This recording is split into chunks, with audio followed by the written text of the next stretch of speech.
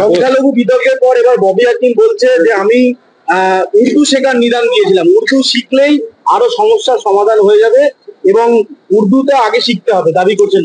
না, এর আগে কিছুদিন আগে উনি বলেছিলেন যে মুসলিমদের সংখ্যাগরিষ্ঠ হয়ে যাবে মুসলিমরা। তার আগে উনি বলেছিলেন যে উর্দু ভাষীদের সংখ্যা পশ্চিমবঙ্গে সংখ্যাগরিষ্ঠ হবে, প্রায় 1 বছর আগে বলেছিলেন। অতএব ওনার মানসিকতা, ওনার চিন্তা ভাবনা পরিষ্কার থেকে হয়ে যাচ্ছে। আর উনি এমন কোনো উর্দু বলেননি যেটা মানে বাঙালিরা বোঝে না। কিন্তু দুর্ভাগ্যের বিষয়, উনি এখন শাক দিয়ে মাছ ঢাকার চেষ্টা করছেন। এই ধরনের সাম্প্রদায়িক মানসিকতার লোকেদের জন্য পশ্চিমবঙ্গ আগামী দিনে বাংলাদেশের মতো রূপান্তরিত হবে যদি এই ধরনের সাম্প্রদায়িক মানসিকতার লোকেরা থাকে।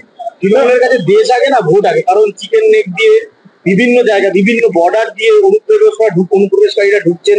শিলিগুড়ি, মুর্শিদাবাদে একটা নাশকতার ছক তৈরি হচ্ছে। সরকার কি করছে? দেখুন, আপনাদের হয়তো এই বিষয়ে কোনো ডাউট থাকতে পারে যে তৃণমূল কংগ্রেসের কাছে ভোট আগে না দেশ আগে। আমাদের কোনো ডাউট বা সন্দেহ নেই, তৃণমূলের কাছে ভোট আগে। তৃণমূল যদি মমতা বন্দ্যোপাধ্যায় জামাতের হয়েও মুখ্যমন্ত্রী হন, ওনার তো অসুবিধা নেই। আমার অসুবিধা আছে, আপনার হয়তো অসুবিধা হলে হতে পারে, কিন্তু উনি আজকে তৃণমূলের মুখ্যমন্ত্রী আছে, কালকে জামাতের মুখ্যমন্ত্রী হবেন, তো ওনার তাতে কোনো অসুবিধা নেই। কিন্তু দুর্ভাগ্যের বিষয় হচ্ছে এইসব ফিরহাদ হাকিম সাহেব যে স্বপ্ন দেখেছেন যে পশ্চিমবঙ্গে একসময় মুসলিমরা সংখ্যাগরিষ্ঠ হবে, তাহলে ব্যানার্জি ট্যানার্জি আর টাইটেল নিয়ে অন্তত পক্ষে চেয়ারে বসা যাবে না মুখ্যমন্ত্রী। এরাই লাথি মেরে মুখ্যমন্ত্রীকে চেয়ার থেকে নামিয়ে দেবে। ডাল পাসপোর্টের ক্ষেত্রে দেখা যাচ্ছে ভেরিফিকেশন একটা বড় গাফিলতি হয়েছে।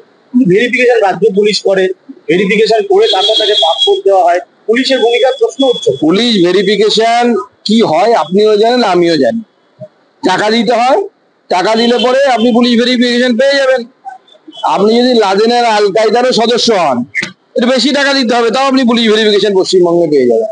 পশ্চিমবঙ্গে আপনি টাকা ফেললে পরে সব পাবেন। কজন আফগানকে গ্রেপ্তার করা হয়েছে, গ্রেপ্তার করেছে সিবিআই জাল পাসপোর্ট কাণ্ডে দিল্লি এয়ারপোর্টে। দেখুন, গোটা ভারতবর্ষের ডেমোগ্রাফিকে পরিবর্তন করার একটা চক্র চলছে, এবং সেই চক্রের মূল এপিসেন্টার যেটাকে বা মূল কেন্দ্র যাকে বলে, সেটা হচ্ছে আমাদের পশ্চিমবঙ্গ বা কলকাতা। কলকাতাকে ব্যবহার করা হচ্ছে। মুখ্যমন্ত্রী জেনে ব্যবহার হচ্ছে না অজান্তে ব্যবহার হচ্ছে, সেটা একটা বিষয়। এবার আমার মনে হয় উনি জেনেই ব্যবহৃত হচ্ছেন।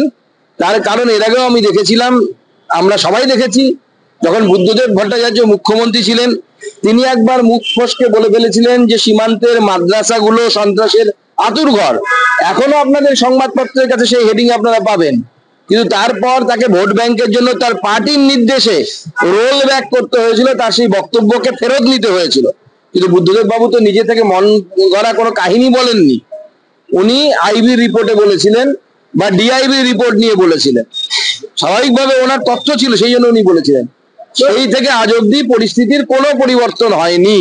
তৃণমূল কংগ্রেস ওই একই পথে চলছে, এবং এই সমস্ত এই জামাতের লোকেরা যারা বাংলাদেশে দাপাদাপি করে বেড়াচ্ছে, এখন পশ্চিমবঙ্গকে ভারতের অংশ দেখাচ্ছে, ত্রিপুরাকে ভারতের অংশ দেখাচ্ছে, তারা পশ্চিমবঙ্গে বিগত 50 বছর ধরে অ্যাক্টিভ আছে। তারা যখন যে সরকার ক্ষমতায় বসে তাকে ব্যবহার করে। আমাদের সরকাররা তো ভোট ব্যাংকে কুকুরের মতো হয়ে গেছে। ভোট ব্যাংকের জন্য, মুসলিম ভোট ব্যাংকের জন্য তারা যা ইচ্ছে তাই করতে পারে। দেশ বিক্রি করে দিতে পারে, নিজের মাকে বিক্রি করে দিতে পারে। বাংলাদেশের কাশিমপুরে হিন্দু হাল্লা এখনো লাগাতার আজকে খুন করার অভিযোগ। দেখুন, বাংলাদেশে হিন্দুদের উপর যে অকথ্য অত্যাচার চলছে, এই অত্যাচার সত্যি মেনে নেওয়া যায় না। আমাদের তরফ থেকে সমস্ত রকম প্রতিবাদ চলবে আগামী দিনে। বিভিন্ন ব্যানারে চলছে, কখনো অরাজনৈতিক ব্যানারে চলছে, কখনো রাজনৈতিক ব্যানারে চলছে। কিন্তু বাংলাদেশের সরকার যদি ব্যবস্থা না নেয়, তাহলে তো আগামী দিনে এটা বন্ধ হবে না। সেই জন্য আমার মনে হয় বাঙালি হিন্দু পশ্চিমবঙ্গে যারা বাস করি, তাদেরকেও ভবিষ্যতে ভাবা উচিত। আমাদের ভিডিও ভালো লাগলে লাইক এবং শেয়ার করুন।